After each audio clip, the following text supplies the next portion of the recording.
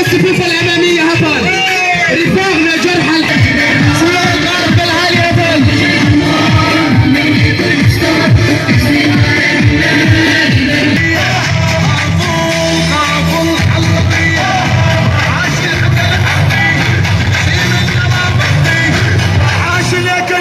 يلا هبل إشارات النسر هبل صور القائد هبل خرجنا اليوم نطالب مجلس الأمن الدولي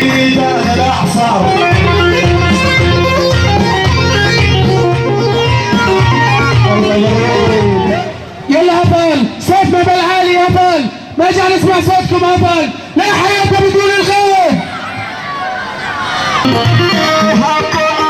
أبو جلانو بنحبه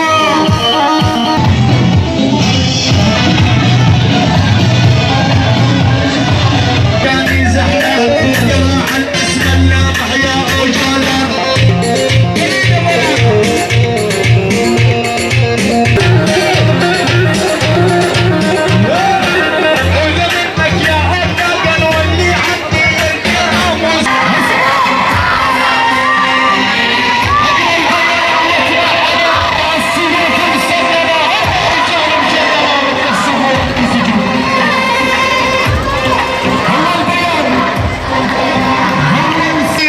المرأة الفراتية وين صوت هبل بالروح بالدم نفديك وجلال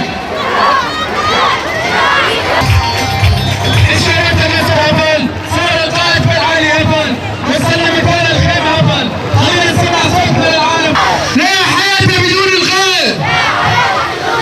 رجال بخي أنت الرئيس أبو جلال إشارات النسر